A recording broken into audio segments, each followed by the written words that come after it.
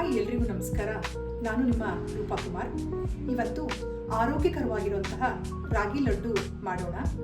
ಅದಕ್ಕೆ ಬೇಕಾಗಿರುವಂತಹ ಸಾಮಗ್ರಿಗಳನ್ನು ನೋಡೋಣ ಬನ್ನಿ. ಮೊದಲನೇದಾಗಿ ರಾಗಿ ಹಿಟ್ಟು, ಬೆಲ್ಲ, ಕಡಲೆ ಬೀಜ, ಒಣಗಿದ ಖರ್ಜೂರ, ಗೋಡಂಬಿ, ಬಾದಾಮಿ ಇವೆರಡನ್ನೂ ನಾನು ಚಾಪ್ ಮಾಡಿ ಇಟ್ಕೊಂಡಿದ್ದೀನಿ. ಒಣ ದ್ರಾಕ್ಷಿ, ಎಳ್ಳು, ತುರಿದಿಟ್ಕೊಂಡಿರುವಂತಹ ಒಣಕೊಬ್ಬರಿ, ಏಲಕ್ಕಿ ಪುಡಿ, ತುಪ್ಪ. ಈಗ ರಾಗಿ ಲಡ್ಡು ಮಾಡೋದಕ್ಕೆ ಕಡಲೆ ಬೀಜ ಹುರ್ಕೊಳ್ತಾ ಇದ್ದೀನಿ.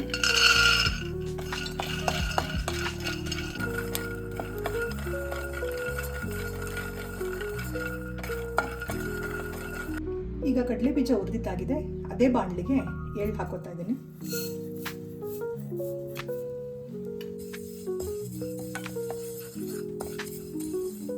ಈಗ ಒಣಕೊಬ್ಬರಿ ಹುರ್ಕೊಳ್ತಾ ಇದ್ದೀನಿ. ರಾಗಿ ಹಿಟ್ಟು ಹುರ್ಕೋಬೇಕು, ಅದಕ್ಕೋಸ್ಕರ 2 ಸ್ಪೂನ್ ತುಪ್ಪ ಹಾಕ್ತಾ ಇದ್ದೀನಿ.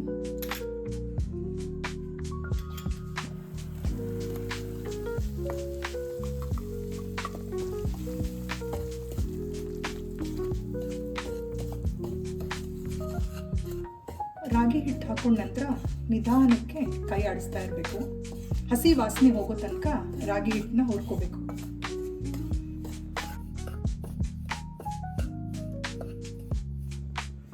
ಈಗ ರಾಗಿ ಹಿಟ್ಟು ಹುರ್ಕೊಂಡಾಗಿದೆ. ರಾಗಿ ಹಿಟ್ಟನ್ನ ತಣ್ಣಗಾಗೋದಕ್ಕೆ ಬಿಟ್ಟಿದ್ದೀನಿ. ಈಗ ಬೆಲ್ಲದ ಪಾಕ ತಗೊಳ್ಳೋಣ. ಒಂದು ಅರ್ಧ ಲೋಟ ನೀರು ಮಿಕ್ಸ್ ಮಾಡ್ಕೊಳ್ಳೋಣ.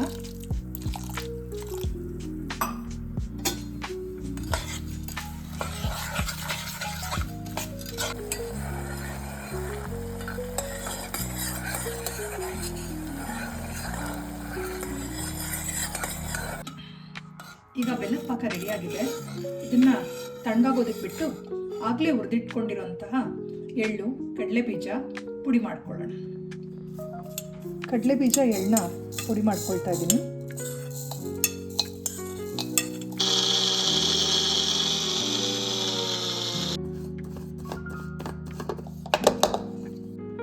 ಹುರಿದಿಟ್ಟಿರುವಂಥ ರಾಗಿ ಹಿಟ್ಟಿಗೆ ಪುಡಿ ಮಾಡ್ಕೊಂಡಿರುವಂಥ ಕಡಲೆ ಬೀಜ, ಎಳ್ಳಿನ ಮಿಶ್ರಣನ ಸೇರಿಸ್ತಾ ಇದ್ದೀನಿ. ಇದೇ ಬ್ಲೆಂಡರ್ಗೆ ಒಣಗಿದ ಖರ್ಜೂರ ಹಾಕ್ಕೊಳ್ತಾ ಇದ್ದೀನಿ. ಸ್ವಲ್ಪ ದ್ರಾಕ್ಷಿ ಹಾಕ್ಕೊಳ್ತಾ ಇದ್ದೀನಿ. ಇದೆರಡನ್ನೂ ಬ್ಲೆಂಡ್ ಮಾಡ್ತಿದ್ದೀನಿ.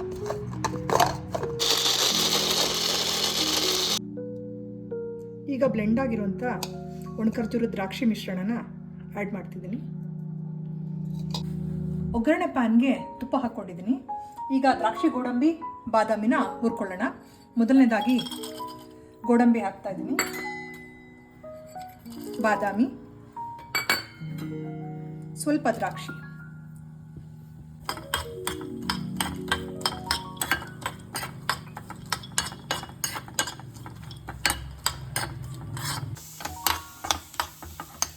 ಇದನ್ನು ರಾಗಿ ಮಿಶ್ರಣಕ್ಕೆ ಮಿಕ್ಸ್ ಮಾಡ್ಕೊಳ್ತಿದ್ದೀನಿ.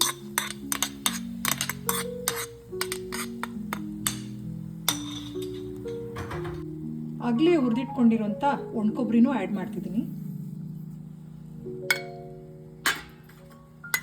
ಸ್ವಲ್ಪ ಏಲಕ್ಕಿ ಪುಡಿ,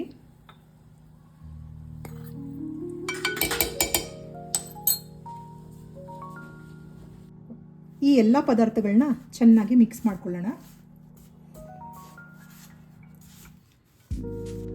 ಇದಕ್ಕೆ ಸ್ವಲ್ಪ ತುಪ್ಪ ಆ್ಯಡ್ ಮಾಡ್ಕೊಳ್ತಾ ಇದ್ದೀನಿ. ಆಗಲೇ ತಣ್ಣಗಾಗೋದಕ್ಕೆ ಇಟ್ಟಂಥ ಬೆಲ್ಲದ ಪಾಕನ ಸ್ವಲ್ಪವಾಗಿ ಮಿಕ್ಸ್ ಮಾಡ್ಕೊಳ್ತಾ ಇದ್ದೀನಿ.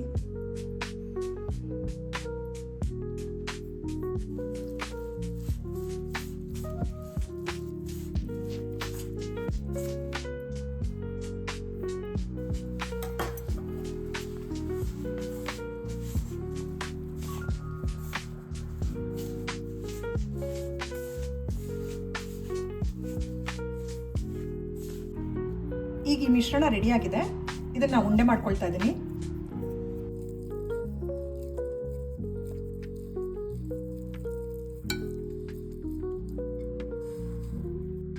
ಆರೋಗ್ಯಕರವಾಗಿರುವಂತಹ, ರುಚಿಕರವಾಗಿರುವಂತಹ ರಾಗಿ ಲಡ್ಡು ರೆಡಿಯಾಗಿದೆ. Thank you for watching. ಈ ರೆಸಿಪಿ ನಿಮ್ಗೆ ಇಷ್ಟ ಆಗಿದ್ರೆ ನೀವು ಮನೇಲಿ ಟ್ರೈ ಮಾಡಿ. ನನ್ನ ಚಾನಲ್ನ ಹಾಗೆ ಸಬ್ಸ್ಕ್ರೈಬ್ ಮಾಡಿ.